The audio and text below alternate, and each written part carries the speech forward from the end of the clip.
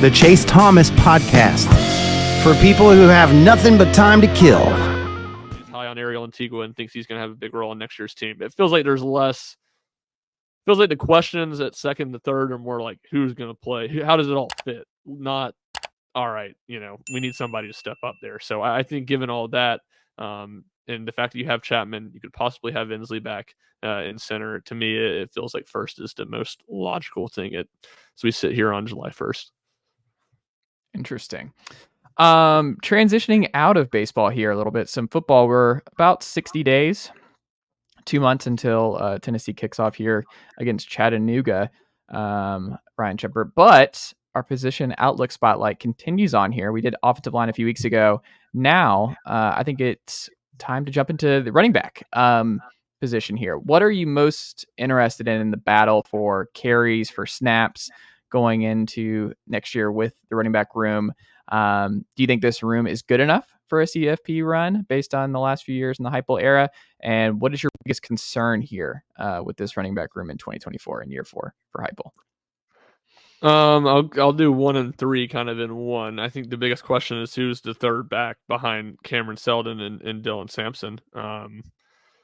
And with that, the intrigue to me is with Peyton Lewis. I think he's a super talented kid. I think he's got an upside that maybe nobody has in that room. Now, I don't think he's going to show that as a true freshman, but potentially a higher ceiling than anybody in that room. So to me, that's the biggest question, or is the third running back spot, and the excitement, the intrigue is Peyton Lewis as a freshman after being here in the spring but not really being able to go through anything with injuries. Can he snag that job?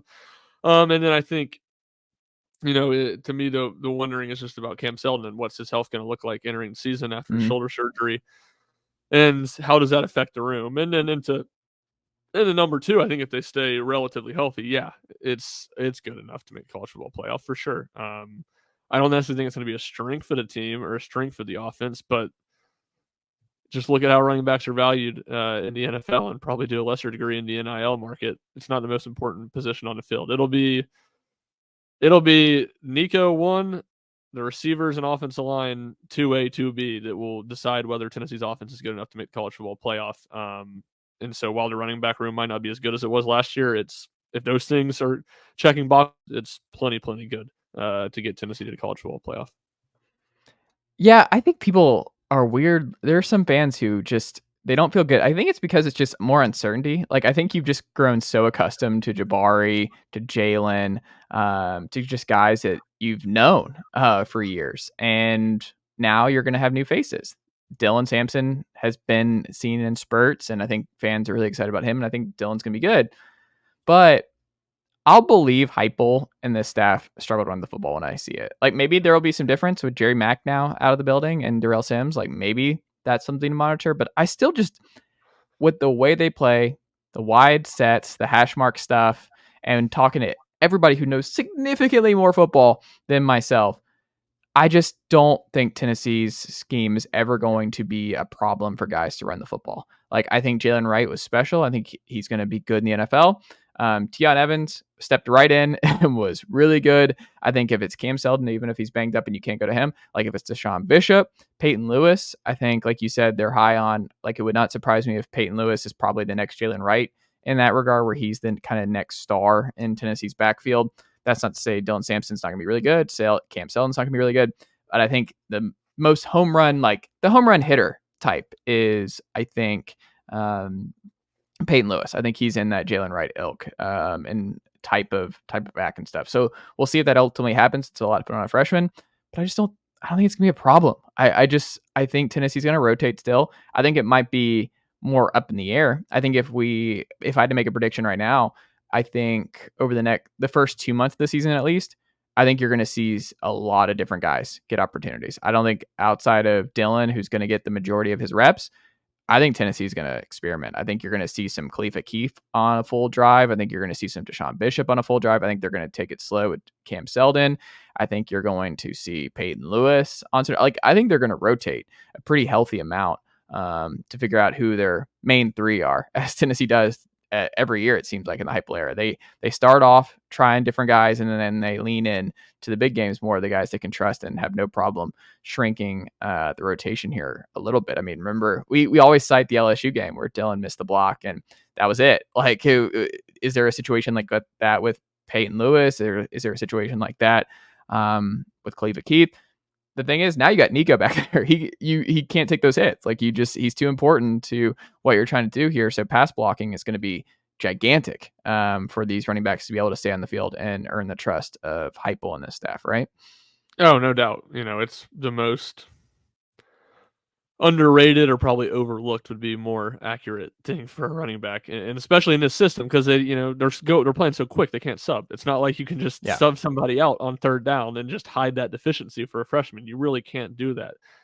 So yeah, that's going to be super important, and probably will be one of the biggest things for Lewis and really all the young guys. You talk about Keith and Deshaun Bishop too, and I think I like the Peyton Lewis Jalen Wright comparison because they're both kind of taller running backs who are a little slimmer, but you can see the frame they could grow into, and they both have home run speed from day one. So yeah, no, I think that's, almost maybe a good expectation level of what Peyton Lewis could be this year is Jalen Wright freshman year, who certainly was a capable player, a capable guy of having in the rotation, but was nothing like the guy he turned into.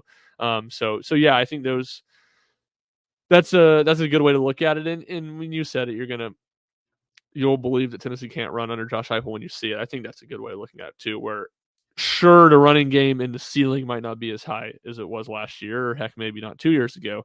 But it's just hard to see a world where the bottom falls out from the running game at all, because of all those things that you outlined well. Yeah. Maybe offensive line injuries change things. Maybe that's something that we haven't seen before, because Tennessee's had some pretty good luck outside of Cooper stuff, some here and there. The offensive line's been mostly pretty healthy. So maybe that's something, if they have to go young with inexperience at the guard and center spots. If they get banged up, like if Spraggs and Cooper are out together, what does that mean for the running back room for a little bit? Like, that might be something to monitor, if the offensive line has injury issues, like how does that affect the running game? That's something that I'm be very curious about.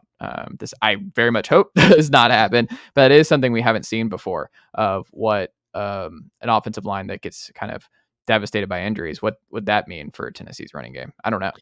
Yeah, for sure. And look, you can say that about any team, not just Tennessee, or at least every team outside of a few in the country. And to me, the question always with Tennessee's running game is, can they run against the big dogs? Can you line up on 3rd and 1 and 3rd and 2 and run the ball against Alabama and against Oklahoma this season? Heck, even against Florida, it was obviously not nearly as good, but generally speaking, that's the question. And that, to me, that's been the difference in these Heupel offenses. As good as Hendon Hooker was in 2022, Tennessee could line up on 3rd and 1 and 3rd and 2 and run for a first down against everybody on their schedule, not named Georgia. And if they didn't get it on 3rd and 2, they were going quick, and they were going to run it right up the middle again on 4th down, and they were probably going to get it. Well, I was going to say, I was a lot more comfortable 2 years ago on 3rd and short instead of 4th and short. 4th and short was not something I want to revisit. Like, the 4th and short stuff is going to hopefully that's still in a much better spot in year 4 here, but that feels like forever ago, right? Yeah, it does. And not to say that, just like the floor fell out from the offensive line in the run game last year, because I think it was really important. Joe Milton didn't have a deft touch on the short passing game in those situations. So I felt like defenses didn't have to. Tennessee wasn't keeping him very honest in those situations, whereas Hendon could pull it and throw a quick pass into the slot or scramble for a first down. Joe never really showed a whole lot of touch in that. So it's probably not just as simple as that, but Tennessee was definitively less effective in those 3rd and 1, 3rd and short running situations as opposed to 2022. Nicely done, nephew. The Chase Thomas podcast. Hell yeah.